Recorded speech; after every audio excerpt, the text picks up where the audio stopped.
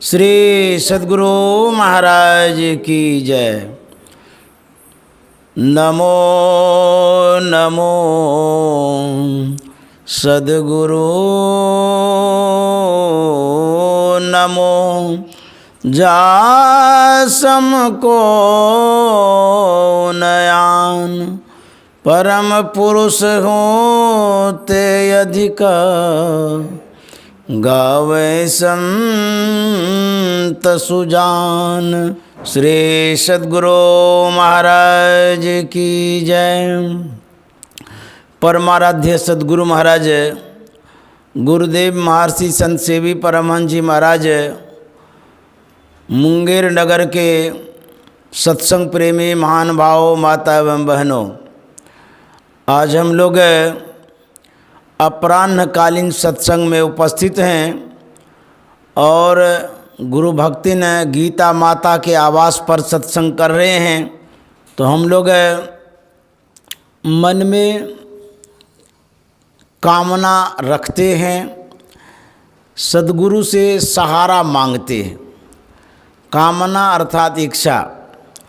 कोई भी साधारण व्यक्ति है, उनके मन में सहयोग की भावना होती है, चाहे पारिवारिक सहयोग हो या धन का सहयोग हो या कुटुंब का सहयोग हो, किसी न किसी तरह की याचना मांगना कामना के अंतर्गत आता है। तो उस तरह से सत्संग भी लोग कराते हैं, सद्गुरु महाराज से कामना रखते हैं, इच्छा रखते हैं और सहयोग की भावना रखते हैं। यह भक्त और भगवान के बीच की बात है। भक्त और भगवान के बीच का यह एक रिलेशन है, समझिए। जैसे बच्चे लोग माता पिता से मांगते हैं, उनकी जो इच्छा होती है उसके अनुरूप मांगते हैं। उसी तरह से हम लोग सद्गुरु महाराज से इच्छा रखते हैं, कामना रखते हैं, चाहना रखते हैं कि गुरु महाराज हमारे जीवन में प्रसन्नता प्रदान करें, खुशी प्रदान करें, हमारे परिवार में स्वकुशल सब रहें, आपकी कृपा से सब आनंद से उमंग से रहें। यह इच्छा अच्छी इच्छा है, रहना भी चाहिए। आखिर हम किनके पास सहयोग के लिए जाएंगे, मदद के लिए जाएंगे? जब हम लोग सुनते हैं कि संकट तारण सद्गुरु जी हैं, तो उन्हीं से कामना भी रखेंगे, इच्छा भी रखेंगे। तो इस तरह की इच्छा जो आप लोग रखते हैं या कोई भी सत्संग प्रेमी रखते हैं, यह उचित है। और भक्त भगवान के बीच का यह जो रिलेशन है बड़ा ही खुशनुमा है और सराहनीय भी है। तो इस तरह से इच्छा रख कर के जो भी कार्यक्रम करते हैं उसमें पूर्ति भी होती है, और इच्छा रखते हैं तो गुरु महाराज पूरा भी करते हैं। सुन रहे थे संगत के विषय में, संगति के विषय में। गोस्वामी तुलसीदास जी महाराज कहते हैं, हानि कुसंग सुसंगति लाहु, लोकहु वेद विदित सब काहू। हानि और लाभ के विषय में गोस्वामी जी कहते हैं, यदि सुसंग है, सुसंग में अच्छा संग, कोई न कोई किसी से जुड़ा रहता है या जुड़ना चाहता है, इसी को संग कहते हैं। संग को पलस भी कहते हैं। जैसे आटा में पानी का संग जब मिलता तो लय होता है, ईटा में सीमेंट का संग जब मिलता है तो मकान बनता है। उसी तरह से व्यक्ति का जब संग होता है उसमें कुछ न कुछ परिवर्तन दिखता है, बदलाव दिखता है। आटा पानी को मिलाते हैं तो क्या बदलाव होता है? गीला हो जाता है, रोटी बनाने योग्य हो जाता है। उसी तरह से जो व्यक्ति है उसका संग होता है किसी का। अच्छा, संग का संयोग होता है। एक भाग्य से संयोग होता है, एक कर्म से संयोग होता है, किसी न किसी रूप में संयोग होता है। जैसे मान लीजिए विद्यार्थी है, पढ़ाई के कारण उसको शिक्षक का संग होता है, पढ़ाई के कारण साथियों का संग होता है, स्टूडेंट का संग होता है। बाज़ार आप जाते हैं सब्जी खरीदने जो गए, इसीलिए बाज़ार वाले लोगों से संग हो गया। कुछ न कुछ निमित्त होता है संग होने का। तो गोस्वामी जी कहते हैं अच्छा यदि संग हो तो लाभ होता है, बुरा यदि संग हो तो हानि होती है। कहते हैं यह जो अच्छा और बुरा का संग होता है, अच्छा और बुरा का अच्छा और बुरा लाभ होता है। तो कहते हैं लोक कहूँ वेद विदित सब काहू, सबको ही जानते हैं इस बात को। लोक और वेद में, वेद जो धर्म ग्रंथ है हम लोगों का, उसमें भी यह बात विदित है। विदित का मतलब प्रसारित है, बताया गया है कि लाभ हानि जो होता है अच्छे संग और बुरे संग से। तो गोस्वामी जी उदाहरण दे के बतलाते हैं, गगन चढ़ई रज पवन प्रसंगा, कीचई मिलई नीच जल संगा। जो धूल है जमीन में पड़ी हुई है, उस धूल का अस्तित्व नहीं है उड़ने का। धूल अपने से नहीं उड़ सकती, जड़ है ना, वो उड़ नहीं सकती है, जमीन में पड़ी हुई है। यदि उसी धूल को हवा का संग मिल जाए, कभी कभी तूफान में आप देखे होंगे धूल उड़ते हुए, देखिएगा एकदम धूल ही धूल हो जाती है। तो हवा का यदि संग उस धूल को हो जाए, जबकि धूल जड़ है, उड़ नहीं सकती है, लेकिन उसका विशेष पदार्थों से, व्यक्तियों से जब संबंध होता है, संग होता है, तो उसमें चेतना आ जाती है, चलने की क्रिया उनमें हो जाती है, विशेषता आ जाती है। क्या? गगन में चली जाती है। गगन में आकाश, वह धूल जो जड़ में पड़ी है वह आकाश चली जाती है। किनके कारण? हवा के कारण। हवा के संग से वो आकाश चली जाती है। जो धूल आकाश चली गई है, उड़ रही है आकाश में, यदि आकाश में कहीं कुसंग हो जाए तो अच्छे संग से, हवा के संग से ऊपर चली गई। उसी धूल को बुरी संगति हो जाए, गलत संगति हो जाए जल का, तब क्या होगा? उसी धूल को जल का संग होने से वो जल के संग से कीचड़ बन जाती है। देखिए कितना परिवर्तन हुआ। कहाँ तो आकाश में उड़ रही थी, आकाश में जा कर के भी गलत संगति होने से वो फिर नीचे गिर जाती है, कादवा बन जाती है, कीचड़ बन जाती है। तो यह संग का प्रभाव है। हम अच्छा संग करते हैं तो ऊंचाई पर चढ़ते हैं, बुरा संग करते हैं तो नीचाई में चले जाते हैं। तो गोस्वामी जी कहते हैं इस तरह से अच्छे बुरे संग का प्रभाव पड़ता है। तो कबीर साहब कहते हैं कबीर संगत साधु की, जो गंधी का बास, जो कुछ गंधी दे नहीं तो भी बास सुबास। कबीर साहब कहते हैं संग करना चाहिए साधु का। क्यों? साधु में क्या विशेषता है, क्या खासियत है? साधु का संग ही क्यों करेंगे और किसी का क्यों नहीं करेंगे? जैसे आप पदार्थों का जब मूल जानते हैं तो आपको पता होगा कि हीरा कितना महंगा होता है, सोना कितना महंगा है, चांदी कितना महंगा है। सोना, चांदी, हीरा, जवाहिरात जो पदार्थ है वो बेशकीमती है। तो यदि वह आपके घर में आ जाए या आप उस पदार्थों को घर में खरीद करके ले आवें या कोई आपको गिफ्ट कर दे, तो आपके घर का प्रभाव बढ़ेगा ना, आपका मनोबल बढ़ेगा। मान लिया जाए 1 किलो हीरा आपके पास आ जाए तो शरीर में एनर्जी आ जाएगी, ताकत आ जाएगा, वाह हीरा हमारे पास है, बढ़ा ना पावर। अच्छा, प्रतिष्ठा भी बढ़ जाती है। लोग यदि जान जाएंगे कि इसके पास 1 किलो हीरा है तो लोग इज्जत भी देंगे, अरे राम हीरा वाले आदमी हैं, कहेंगे ना ऐसा, मानेंगे ना ऐसा। स्वतः आपके अंदर में कोई न कोई शक्ति जैसा महसूस होगा कि अरे हमको हीरा है, हम कुछ भी कर सकते हैं, खरीद सकते हैं कुछ भी, हम अमीर आदमी हो गए, ऐसा महसूस करते हैं ना। ठीक उसी तरह से दुनिया में बहुत प्राणी है, बहुत व्यक्ति है, बहुत जीव है, बहुत आदमी है, लेकिन जितने प्राणी हैं, जितने व्यक्ति इस संसार में हैं, सभी व्यक्तियों से बढ़कर के जो साधु हैं, सज्जन हैं, संत हैं, वो हीरा के समान हैं। यदि उसकी संगति हो जाए आपका प्रभाव बढ़ जाएगा, महत्व बढ़ जाएगा। हम लोग अभी साधारण व्यक्तियों के बीच में हैं।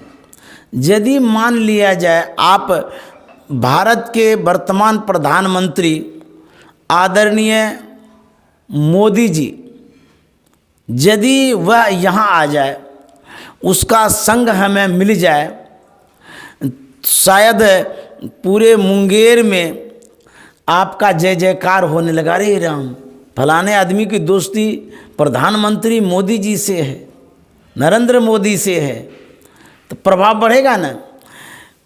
प्रभावशाली आदरणीय नरेंद्र मोदी जी हैं, प्रधानमंत्री जी हैं, लेकिन उस प्रभावशाली व्यक्ति का हमारा जब संग होता है तो हमारा भी प्रभाव बढ़ जाता है। जैसे आप कनेक्शन लिए हैं, इलेक्ट्रिक का लाइन लिए हैं, बिजली का, हमारे घर में जो प्रभाव है, अर्थात जितना वाट का हम कनेक्शन लिए हैं, यदि हम बिजली के विशेष उत्पादक वाले व्यक्ति का संग करें, या बिजली का उत्पादन जहाँ विशेष होता है वहाँ से कनेक्शन लेंगे, तो कितना प्रभाव होगा। ढेर सारी बिजली होगी, कुछ भी हम जला सकते हैं, कितना भी जला सकते हैं। लोग भी कहेगा कि देखिए इसको तो डायरेक्ट बिजली मिली है, महत्व बढ़ेगा ना। ठीक उसी तरह से यदि हम प्रभावशाली व्यक्ति का संग करते हैं तो हमारा भी प्रभाव बढ़ता है। हम घर में जो जल उपयोग में लाते हैं, चाहे वो पीने के काम में लाते हों या स्नान करने के काम में लाते हों, कपड़ा धोने के काम में लाते हों, वह जल उतना प्रभावशाली नहीं है। उस जल को हम पूजा में नहीं चढ़ाते हैं, लेकिन गंगा जी के जल को हम ला करके पूजा में चढ़ाते हैं, भगवान के चरणों में चढ़ाते हैं। क्यों? तो गंगा जी का जो जल है उसमें प्रभाव विशेष है, जबकि जल दोनों है, उसमें विशेष प्रभाव है, महत्व है, उसमें विशेष गुण है, इसीलिए उसको हम चढ़ाते हैं। घर के जल को हम चढ़ाते नहीं हैं।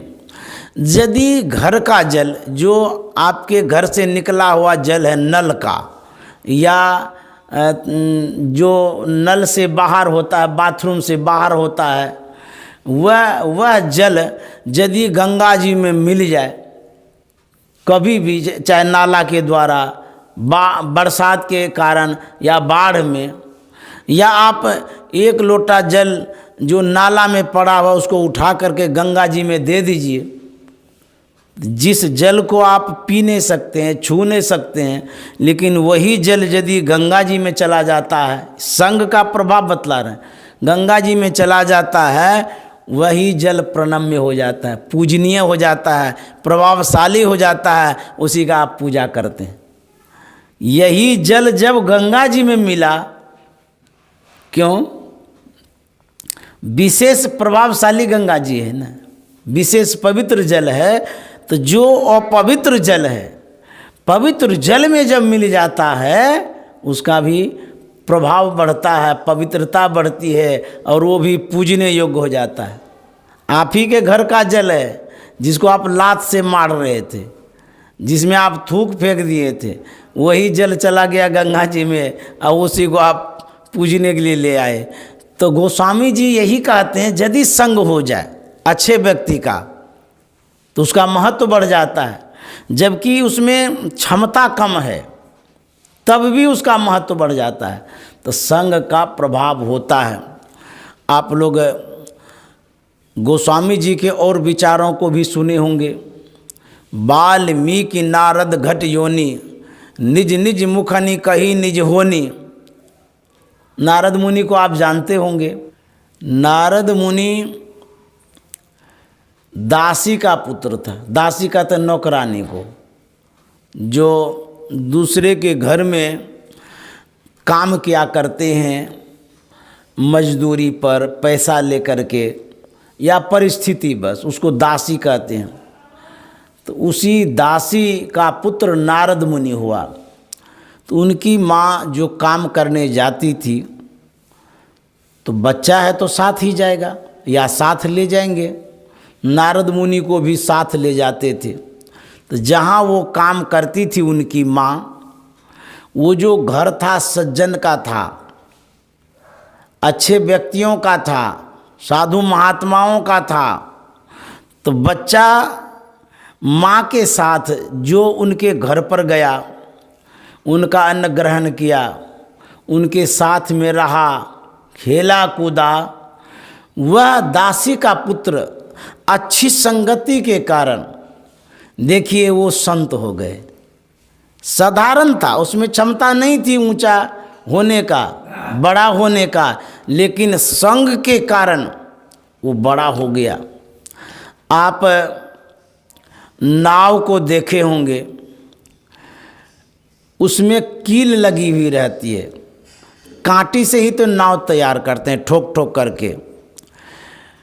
कांटी में तैरने की क्षमता नहीं है, लोहे में तैरने की क्षमता नहीं है, लेकिन उसी कांटी को, कील को जब काठ का संग हो जाता है तो देखिए वो तैरने लग जाता है ना। उसके संग से, काठ के संग से कांटी तैरता है, जबकि उसमें क्षमता नहीं है तैरने की। तो संजोग से, संग से वह जो है कि तैरने लग जाता है। देखिए, जब दूध में पानी मिलाते हैं तो दूध के भाव में बिकता है ना। पानी है लेकिन संग हो गया है दूध का, तो इसी कारण से उतना कीमत में पानी भी बिक जाता है। तो उसी तरह से जब संग होता है तो उसका प्रभाव होता है, महत्व बढ़ जाता है। तो इस तरह से हमको संग करना चाहिए संतों का, साधु महात्माओं का।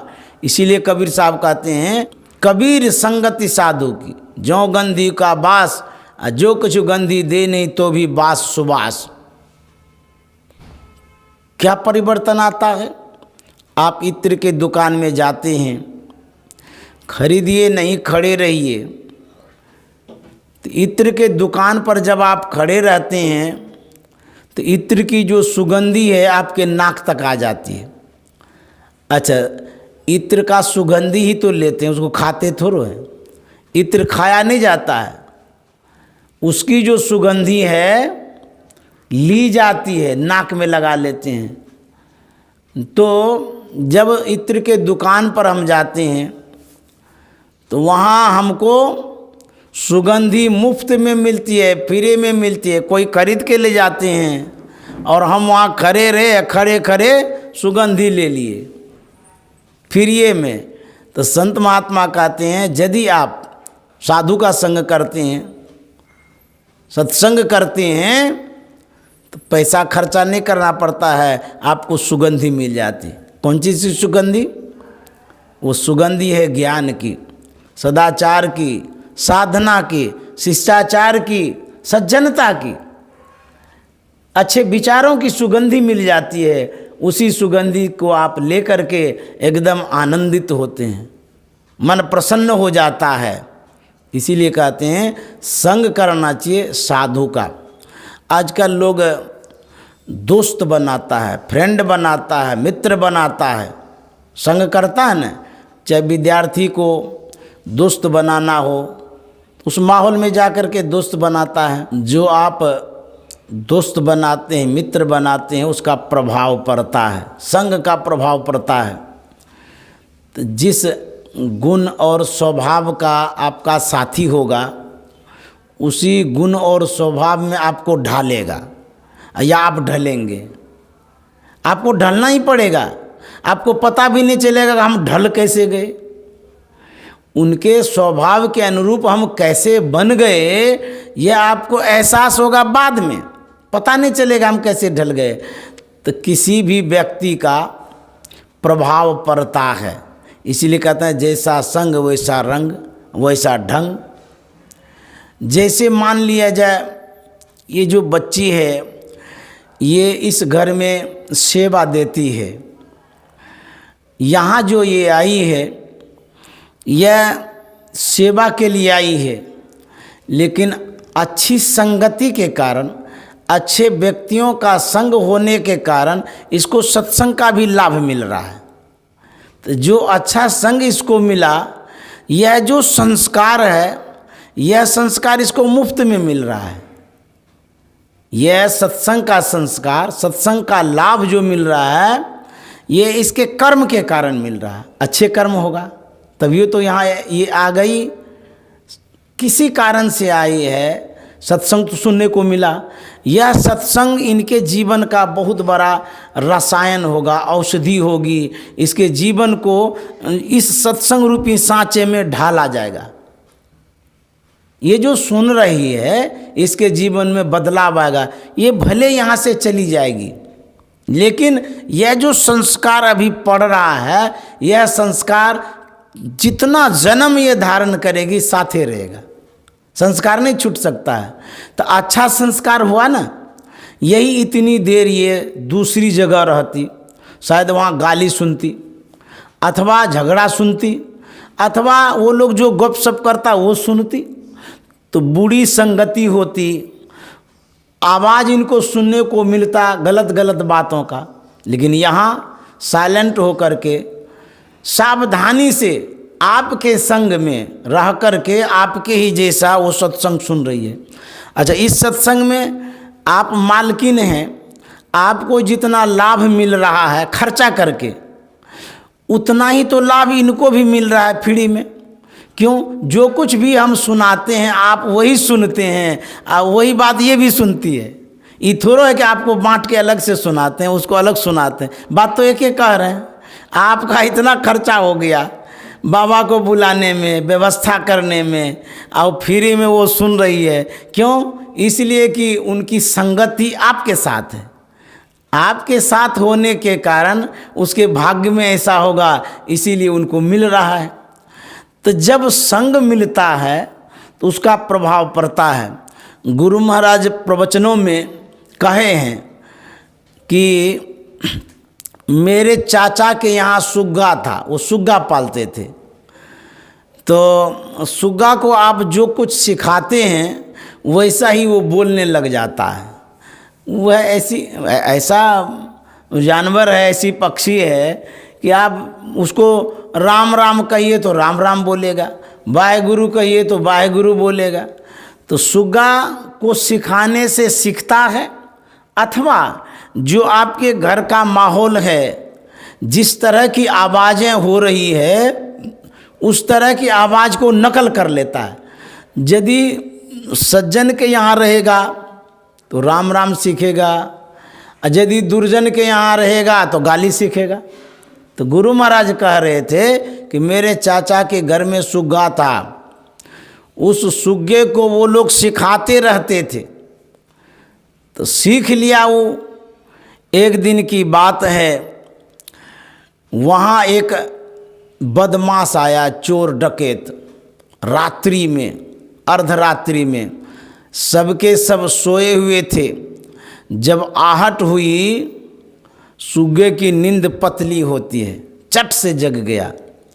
तो जैसे ही जगा, देखिए वो पहचानता भी है, पक्षी है, फिर भी उसके अंदर में दिमाग है, बुद्धि है पहचानने की कि कौन मालिक है कि कौन चोर बदमाश है। तो वो जब उठता है तो देखता है कोई अनभिज्ञ व्यक्ति है, कोई दूसरा आदमी है, इस घर का आदमी नहीं, इस यहाँ का सदस्य कोई नहीं है।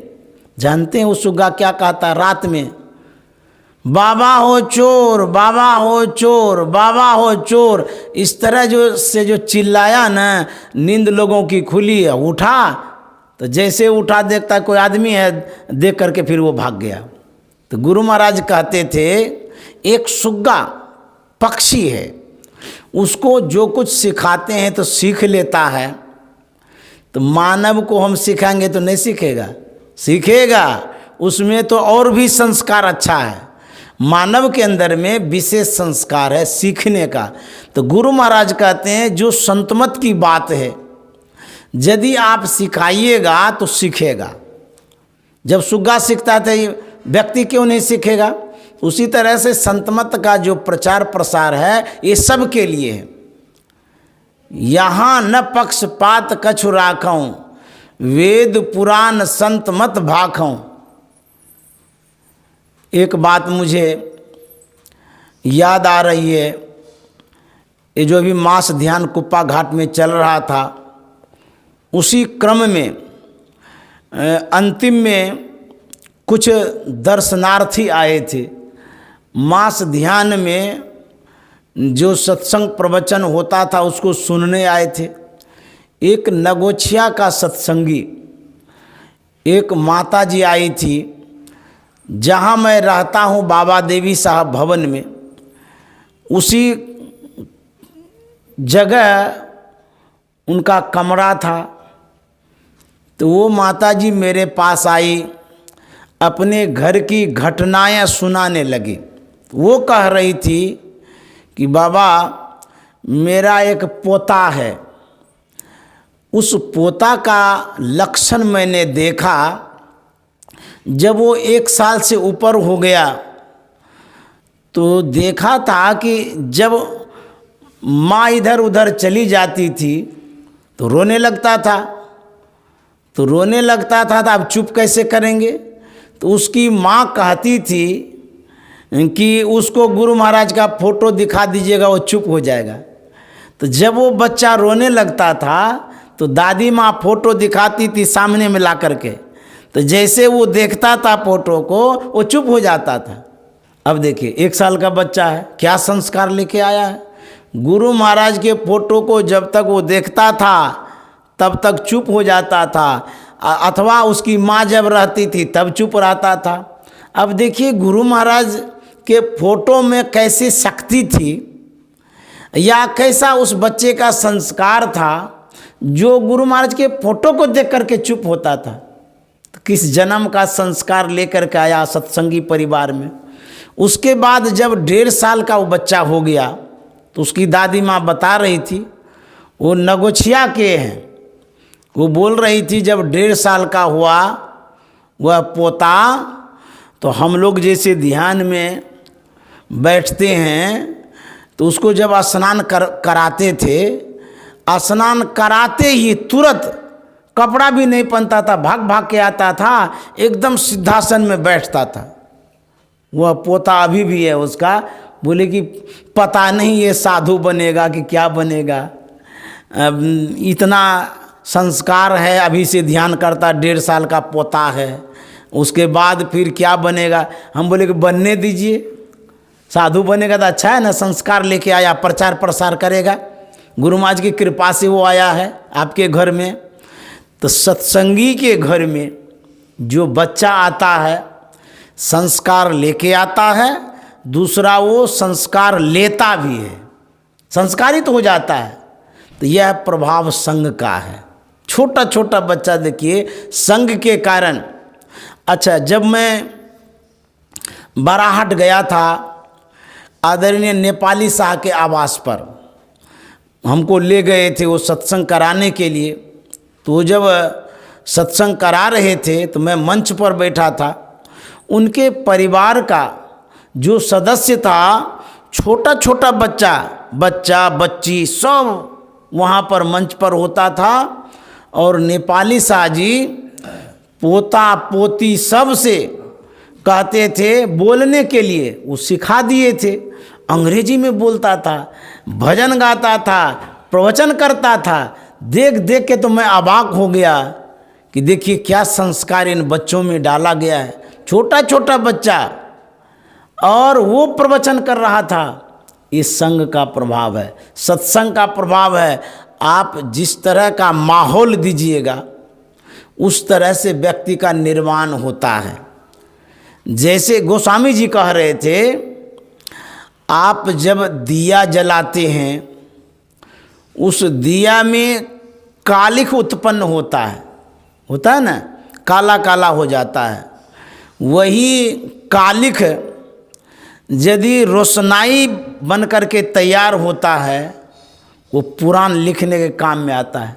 हम लोग जो लिखते हैं तो कालिख है ना, काला काला क्या है, कालिख है। स्थानांतरण जब होता है, संग के प्रभाव में अंतर आ जाता है।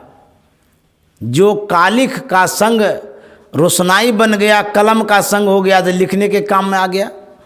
ठीक उसी तरह से संग का प्रभाव पड़ता है। लोग कहा करते हैं सबका संग करना चाहिए। हमारे गुरुदेव कहते थे नहीं, देश काल पात्र देख कर के संग करना चाहिए। यदि देश काल पात्र का हिसाब नहीं रखेंगे तब क्या होगा? लाभ की जगह हानि हो जाएगी। हम बाघ को जानते हैं, वो जानवर है। बकरी को जानते हैं, जानवर है। गाय को जानते हैं, जानवर है। गधा को जानते हैं, जानवर है। सिंह को जानते हैं, जानवर है। जानवर सब है, लेकिन सबके स्वभाव और संस्कार में अंतर है। दिखता है ना अंतर। एक उदाहरण देते हैं। एक व्यक्ति था, बाघ का बच्चा पाल रखा था, छोटा सा बच्चा था। वह जब ऑफिस से आता था, बच्चे को बड़ा स्नेह देता था, दुलारता था, प्यार देता था, पुचकारता था, खिलाता था, बहुत मानता था। एक एक आदमी ऐसे होते हैं, जानवर को भी बहुत सम्मान देते हैं, स्नेह देते हैं, तो वह देता रहता था। धीरे धीरे वह बच्चा बढ़ा, बढ़ते बढ़ते सयाना हो गया। एक दिन की बात है, ऑफिस से वह सज्जन घर आया, उस बाघ के पास गया जिसको वो पाल रखा था, और दिन की अपेक्षा आज भी वो बाघ को खिलाने लगा, सहलाने लगा। उस दिन वह बाघ उसके पैर के त्वचा को चाटता है। जब चाटता है तो चाटने दिया, उसमें क्या बात है। बाघ के जीभ में रुखरापन होता है, धाड़ी धाड़ी जैसा होता है, धाड़ जैसा, तो चाटता है तो मांस भी उसमें चाट लेता है। तो वह जो कोमल त्वचा चाट रहा था, उस सज्जन का त्वचा फट गया। फटा तो खून का स्राव आया। जब खून का स्राव हुआ तो बाघ के जीभ से खून स्पर्श हुआ, तो मानव का खून बाघ के जीभ में जैसे ही सटा तो बाघ का संस्कार जग गया। बाघ वाला उसको अच्छा लगा और जोर से चाटने लगा। तो जोर से जो चाटा, उस सज्जन को दर्द हुआ, पैर पीछे किया। जैसे ही पैर पीछे किया, बाघ को जो स्वाद लगा था मानव के खून का, तो स्वाद से जीभ हट गया, तुरंत आवेशित हो गया, आवेश में आ गया बाघ। जानते हैं, उस सज्जन के कंधे पर पंजा डाल दिया। अब देखिए उसको खाने के लिए तैयार हो गया। वह सज्जन डर गया, नौकरों से कहता है जल्दी बंदूक लाओ, बाघ को मारो, नहीं तो आज हमारी जान नहीं बचेगी। नौकर आया, बंदूक लाया, उसको दाग दिया, तो बाघ मरा, तब इसकी जान बची। मेरे कहने का मतलब ये है, जिस बाघ का आपने संग किया, बाघ को खिलाया, पिलाया, पोसा, पाला, इतने दिन तक प्यार दिया, वह बाघ अपने संस्कार से बाज कहाँ गया? वह तो अपने संस्कार के अनुरूप चला और आपका गला घोटने के लिए तैयार हो गया ना। बाघ जानवर है, अपने संस्कार के अनुरूप आपको एक दिन जान लेने के लिए तैयार हो गया। गाय भी जानवर है। यदि गाय का आप संग करते हैं, गाय बेचारी छटपट जरूर करेगी, उसको खिलाइए, पिलाइए, बढ़िया से रखिए, वो कभी भी आपका जान नहीं मारेगी। आज तक आप देखे हैं किसी गाय ने किसी आदमी को मार दिया है? नहीं सुने होंगे। गाय जान से नहीं मारती है, हाँ छटपट जरूर करती है संस्कार बस, लेकिन जान से नहीं मारती है। लेकिन बाघ एक दिन वो गला घोटने के लिए तैयार हो जाता है। तो संत महात्मा कहते हैं, बाघ प्रवृत्ति का जो व्यक्ति है, जो हिंसक व्यक्ति है, जो हिंसा करता है, चोर है, डकैत है, बदमाश है, चुगलखोर है, मूढ़ है, ऐसे बाघ प्रवृत्ति वाले व्यक्ति का संग नहीं करिए। उसको दोस्त बनाइएगा, पहले तो मीठा मीठा बोलेगा, अब बाद में गला दाब देगा, गला चाँप देगा, ठग लेगा और लेकर के फिरार हो जाएगा। गाय जैसी प्रवृत्ति वाले व्यक्ति का संग करिएगा, सज्जन का, सीधा आदमी का, जो निष्कपट व्यक्ति है, ऐसे का जब संग करिएगा, भले विवाद होता है, कभी हो सकता है, लेकिन आपको जान से नहीं मारेगा। कहते हैं साधु से झगड़ा भला, साकट से नहीं प्रीत। भले आपको साधु से झगड़ा हो जाए तब भी संग करिए। जो साकट है, मांस मछली अंडा शराब नशा सेवन करता है, कहते वैसे व्यक्ति का संग मत करिए। यदि वैसे व्यक्ति का संग करिएगा तो गला घोटबे करेगा। इसीलिए संग या दोस्ती, जो मित्रता है, सोच समझ करके करना चाहिए। समझ गए? कबीर साहब कहते हैं खुश खाना है खिचड़ी, माही परा टुकलौन, मांस पराया खाए कर गला कटावे कौन। भले हमको खिचड़ी ही मिले खाने के लिए, लेकिन सज्जन के संग में रहेंगे। खिचड़ी खा करके हम ज़्यादा दिन तक जिंदा रह सकते हैं। जहाँ मांस मछली अंडा शराब मिलता है, यदि वहाँ चले गए, खाने को आपको यदि मिल रहा है, तो कभी न कभी गला घोटेगा। क्यों? लड़ाई होगी, झगड़ा होगा, विवाद होगा, क्योंकि नशा में व्यक्ति रहता है। विवाद होगा तो मरबे करेगा।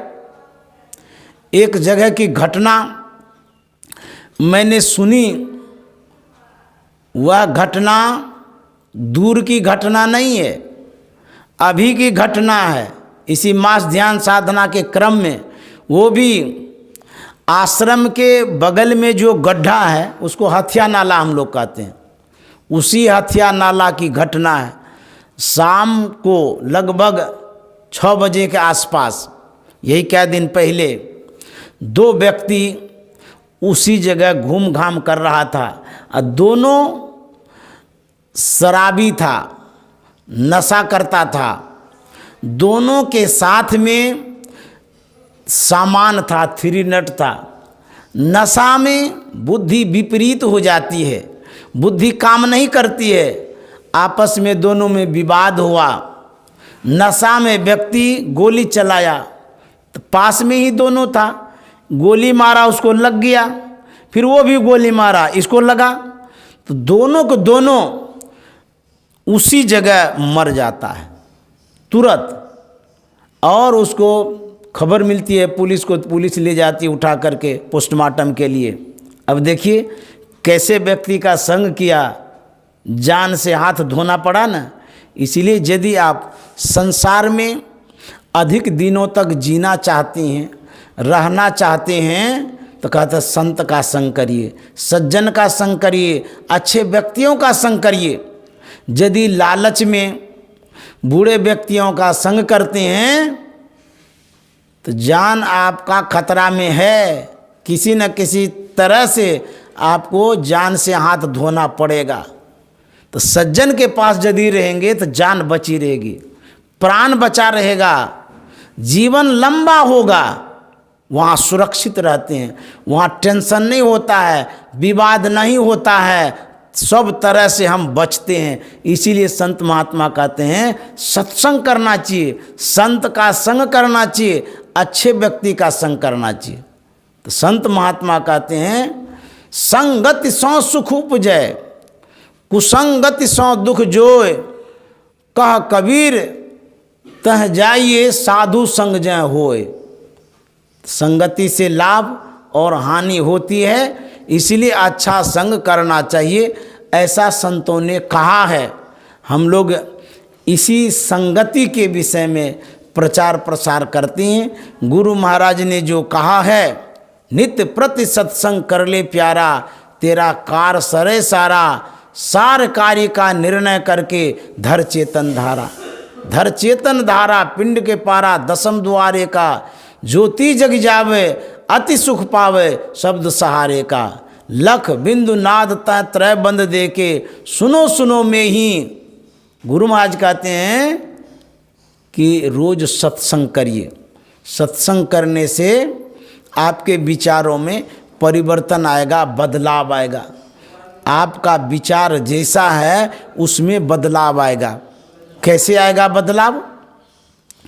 एक कुंभकार था, जिसको कुम्हार कहते हैं। वह थोड़ा सा मिट्टी लिया, चाक पर चढ़ाया, उसमें आकार प्रकार देने ही वाला था। तब तक में उसकी धर्मपत्नी आती है। वह देखती है कुंभकार को कि कुछ बनाने जा रहा है। पूछती है, अरे कुंभकार, इतनी थोड़ी सी मिट्टी लेकर के क्या बनाने जा रहा है? तो कुंभकार कहता है, मैं चीलम बनाने जा रहा हूँ। बोले क्यों? बोले इसलिए कि लोग बहुत भांग पीता रहता है, गांजा पीता है, तो चीलम की बिक्री होगी, कुछ आमदनी होगी, पैसा होगा, इसी ख्याल से। तो उनकी पत्नी ने कहा कि मेरी मानो तो चीलम बनाना छोड़ दो, सुराही बनाओ। बोले क्यों? बोले इसलिए कि गर्मी का मौसम है, सुराही की बिक्री ज़्यादा होगी और बड़ा बर्तन बनाने से बड़ा पैसा होगा, कुछ ज़्यादा धंधा करने से ज़्यादा पैसा मिलेगा, इसीलिए मेरा ये विचार है। कुंभकार कहता है कि तुम्हारा विचार बहुत अच्छा है, मैं अपने विचार को यहीं छोड़ता हूँ और तुम्हारे विचार के अनुरूप मैं सुराही बनाने जा रहा हूँ। वह कुंभकार पत्नी के बात को मान करके अतिरिक्त मिट्टी चढ़ाता है। ज़्यादा मिट्टी चढ़ा लिया, क्यों? सुराही में ज़्यादा मिट्टी लगेगी। वह चाक को घुमाता है, वह सुराही का आकार प्रकार देता है। तो जैसे आकार प्रकार दे रहा था, उसी मिट्टी से आवाज़ आती है, अरे कुंभकार, पहले तो तुम थोड़ी सी मिट्टी चढ़ाया था, तब क्या बना रहा था, अब ज़्यादा मिट्टी चढ़ा लिया है, अब क्या बनाने जा रहा है? मिट्टी ने जब पूछा तो कुंभकार कहता है, पहले मैं चीलम बनाने जा रहा था, अब मैं सुराही बनाने जा रहा हूँ। तो मिट्टी पूछती है कि पहले तुम चीलम बनाने जा रहा था, फिर तुम सुराही क्यों बनाने जा रहा है? आखिर हुआ क्या? जो पहले बनाने जा रहा था वो बनाता, बदलाव कैसे आया, परिवर्तन कैसे हो गया, ये हुआ तो कैसे हुआ? तो कुंभकार कहता है कि मेरी पत्नी ने सलाह दिया, विचार दिया, बताया कि तुम जब बनाने ही जा रहे हो तो चीलम बनाना छोड़ दो, सुराही बनाओ, क्योंकि सुराही बनाने में चीलम से ज़्यादा पैसा होगा। तो मैंने अपना विचार बदल दिया, उसी का परिणाम है कि मैं सुराही बनाने जा रहा हूँ। मिट्टी कहती है, अरे कुंभकार, तुमने तो अपना विचार ही बदला, मेरा तो जीवन बदल गया। तो कुंभकार कहता है, सो कैसे? तो मिट्टी कहती है, यदि मैं चिलम बन जाती मैं स्वयं जलती, क्योंकि आग लगाता है ना उसमें, भांग पीने वाला, गांजा पीने वाला आग लगाता है। तो मिट्टी कहती है, यदि मैं चिलम बन जाती मैं स्वयं जलती, और जो गांजा पीता उसके कलेजे को जलाती। सुराही बनने जा रही हूँ, अब मेरे अंदर में शीतल जल रहेगा, ठंडा जल रहेगा, मैं स्वयं शीतल रहूँगी जल रखने के कारण, और जो जलपान करेगा उसके कंठ को भी शीतल करूँगी। इसलिए तुमने विचार बदला, मेरा तो जीवन बदल गया। संत महात्मा विचार बदलने के लिए कहते हैं। क्यों ऐसा कहते हैं? इसलिए आपका जो विचार है उस विचार के अनुरूप तो अभी आप चल रहे हैं। क्या विचार आपका है? आपके पास जो सोच है, समझदारी है, जो सीख है, उसके अनुसार आप ढलते हैं, खाते हैं, कमाते हैं, आते हैं, जाते हैं, संसार में घूमते फिरते हैं। यह आपका विचार है और उसी को अनुरूप ढलते हैं। इन विचारों में चलने से संत महात्मा कहते हैं, यदि तुम अपने विचार में रहोगे तो तुमको दुख होगा, आवागमन होगा, कष्ट होगा, कलह होगा, कल्पनाओं में तुम भटकोगे। तो संत महात्मा कहते हैं, तुम्हारा जो विचार है उस विचारों को बदलो। बिना विचारे जो करे सो पाछे पछता, काम बिगाड़े आपनो जग में हो तसा। जग में हो तसा चित्त में चैन न लावे, कह गिरधर कबीरा कहे जो बिना विचार। जो बिना विचार का काम करता है उसको पछताना पड़ता है। जैसे घर में कोई अच्छा काम करना चाहते हैं आप, या व्यापार का, कारोबार का, या विवाह शादी का कोई भी काम, या ऑफिस में आप देखिएगा वहाँ भी कोई विशेष काम प्लानिंग करता है, तो वहाँ क्या करता है, ऑफिस में सब जो जॉब करने वाला है या और भी विशेष व्यक्ति है बुलाता है, विचार करता है। घर में आप अपने सदस्यों को बुला के विचार करते हैं, कुटुंब परिवार में आप बुला के विचारते हैं कि जो हम काम करने जा रहे हैं इसमें आप सलाह दीजिए कैसे सफलता मिलेगी, करते नहीं ऐसा। तो विचार करके जो एक ठोस निर्णय होता है उस पर आप पहुंचते हैं और उसके अनुरूप आप कदम उठाते हैं। तो आपका जो विचार है उस विचार में कमजोरियां हैं तभी तो दूसरे से विचार लेते हैं, उस विचार में कमियां हैं तभी तो दूसरे से आप विचार लेते हैं। तो जो आपका विचार है अपने विचारों को बड़ों के सामने रखते हैं, बड़ों का जो डिसीजन होता है, जो निर्णय होता है उसी के अनुरूप आप आगे चलते हैं, आपको सफलता मिलती है, आपका जीवन सुखमय होता है। यही न बात है। ठीक उसी तरह से संत महात्मा कहते हैं संसार के लोगों के पास जो विचार है वो कमाने का है, खाने का है, पेट भरने का है, संसार चलाने का है। यदि इतने ही विचारों में चलते रहेंगे तो आवागमन में पड़ेंगे, दुख भोगना पड़ेगा, कष्ट होगा। तो कहते हैं संतों के विचार को मानिए, या तो संत महात्मा को बुला करके विचार करिए। जैसे आप हमको बुलाए हैं, गीता माता जी ने यहाँ बुलाया है, ये विचार तो हो रहा है, ये गोष्ठी है, ये विचार ही तो हो रहा है। हम संत के विचार को आपके सामने रखते हैं, उसी विचार में अपना विचार आप मिलाते हैं कि कौन ठीक है नहीं है। यही नहीं हो रहा, ये तो विचार ही हो रहा है। हम लोग मीटिंग कर रहे हैं, बैठक कर रहे हैं अपने जीवन के लिए, अपने सुख दुख के लिए। यह एक बैठक है, विचार है। मेरे द्वारा आप संतों के विचार को सुन रहे हैं। मैंने जो अध्ययन किया, मैंने जो संग किया है, मैंने जो सद्गुरु का सद्ज्ञान प्राप्त किया है, उसी विचार को तो रख रहा हूँ आपके सामने। उसी विचार में आप ढलते हैं, पलते हैं, बढ़ते हैं। इसी विचार का परिणाम है कि आज आप सत्संग करा रहे हैं। ये विचार आपको पसंद आया तभी ना हमको बुलाए। यदि आपको गुरु महाराज का विचार पसंद नहीं आता, यदि हम गुरु महाराज के विचार के अनुरूप आपको कुछ नहीं सिखाते, फिर आप हमको क्यों बुलाते? बुलाते ही नहीं। नहीं, इनका विचार हम लेके क्या करेंगे, ये तो अपने ढंग से कुछ करते रहते हैं, इनके पास वो विचार नहीं है जो संतों के पास है। तो जो मैं सुना रहा हूँ वो संत का विचार है, जो मैंने अध्ययन किया है, जो मेरे स्मरण में है, उन्हीं विचारों को आपके सामने रखता हूँ। यह विचार आपको पसंद है तभी आप बार बार सुनना चाहते हैं। इस विचार में आप अपने को भी ढालना चाहते हैं कि गुरु महाराज जो कह रहे हैं वैसा करना चाहिए। क्या ढालते हैं? जैसे गुरु महाराज कहते हैं सत्संग करने के लिए सत्संग करते हैं, गुरु महाराज कहे हैं ध्यान करने तो आप ध्यान भी करते हैं, गुरु महाराज कहे हैं भंडारा करने के लिए तो आप भंडारा भी करते हैं। तो संतों ने जो कहा उन्हीं विचारों को हम यहाँ रखते हैं, इसीलिए आप इस विचार में ढलते हैं। तो जो विचार आपका है उस विचार में, जो संतों का विचार है उस विचार में मिलाइए। यदि एक रूपता है सर आप ढलिए। जब आप ढलते हैं तो कैसा बनते हैं? जैसे सांचा में आप मिट्टी जब डालते हैं तो सांचा के अनुरूप वो ईंटा तैयार होता है ना। उसी तरह से जो संतवाणी है, संतों का जो विचार है वो सांचा है, उसी सांचे में आप ढलते हैं। देखिए सांचा का एक रूप नहीं है, ईंटा जो बनाते वो भी सांचा है, विचार जो है वो भी सांचा है जिसमें आप ढलते हैं। उसके बाद लोग मिठाई भी बनाते हैं सांचा में डाल करके, तो यह सांचा है।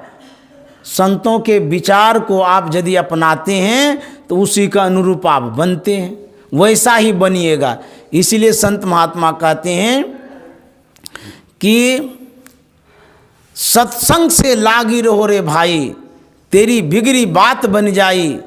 यदि आप लगे रहेंगे तो जो बिगड़ा हुआ वो बनेगा। कहेंगे लगे तो हैं, दिखता नहीं है, दृष्टि गोचर नहीं होता है, पता नहीं लगता है। पता लगे या न लगे, गुरु महाराज ने जो कहा है आप लगे रहिए तो लगे रहिए। हो सकता है अंत भला तो सब भला, अंतिम में गुरु की कृपा होगी, हो सकता है उद्धार कर दे। हम लोगों का कर्तव्य है इसमें लगे रहना। तो जो संग करते हैं, सत्संग करते हैं, इससे हम ढलते हैं, विचारों में परिवर्तन होता है। गुरु महाराज ने कहा है, जनलीप टोरे प्यारे जग पर देसवा, सुख कछु इहवान ही। जनलीप टोरे प्यारे जग पर देसवा, सुख कछु इहवान ही। गुरु महाराज क्या कहते हैं, मत लिपटिए इस संसार में, सुख नहीं है यहाँ पर। और कहते हैं, निज काया गढ़ में ऐन महल होए, आपन घर पथ पाही। चलू चलू यही पथ हाकत दृष्टि रथ, धनी सतगुरु बतलाही। जनलीप टोरे प्यारे जग पर देसवा, सुख कछु इहवान ही। गुरु महाराज कहते हैं मत लिपटिए जान बूझ करके, क्योंकि सुख इसमें नहीं है। आग को पकड़िएगा तो सुख मिलेगा, दुख मिलेगा। संत महात्मा सावधान करते हैं, ये जो विषय है आग है, संसार आग है, जो राग है वो आग है, उसमें मत लिपटिए। यदि आपके समझ में बात न आवे तो क्या करना चाहिए? गुरु महाराज कहते हैं, जो नहीं समझहूँ तो सतगुरु पद गहूँ, परगट सत गुरु आई। बाबा देवी साहब परगट सत गुरु, में ही जा पद बल जाई। जनलीप टोरे प्यारे जग पर देसवा, सुख कछु इहवान ही। गुरु महाराज कहते हैं, यदि आपको बात कुछ भी समझ में न आवे, कभी ऐसा भी होता है, नहीं कहते हैं हमको तो कुछ भी नहीं समझ में आता, हम क्या करें कि नहीं करें, निर्णय हम नहीं ले पाते हैं। तो गुरु महाराज कहते हैं, यदि आप इस स्टेज पर पहुंच जाते हैं कि निर्णय नहीं ले पाते हैं कि क्या करें नहीं करें, तो क्या करना चाहिए? गुरु महाराज के संत सदगुरु के शरण में जाना चाहिए, उनके चरण में जाना चाहिए। यदि आपको कुछ भी समझ में नहीं आता है तो सत्संग में जाना चाहिए, सत्संग करना चाहिए। संत चरण में जब जाएंगे, संत शरण जो परा, तब क्या होगा? ताही का लगा ठिकाना, और कहीं नहीं कुशल सकल बैराट चबाना। जब आपकी बुद्धि काम न करे, समझदारी काम न आवे, निर्णय नहीं ले पाते हैं, तो जरूर सत्संग में जाइए, भगवत भजन में जाइए, संत के पास जाइए, मंदिर में जाइए, भजन कीर्तन में चले जाइए, आपको वहाँ जरूर ठिकाना लगेगा। अन्यथा संसार में जाएंगे और आप रसातल में चले जाएंगे। तो संतों ने कहा, अच्छे का संग करिए, सत्संग करिए, साधु संग करिए, इससे आपका कल्याण और उद्धार होगा। इन्हीं शब्दों के साथ वाणी में हम विराम दे रहे हैं। श्री सद्गुरु महाराज की जय।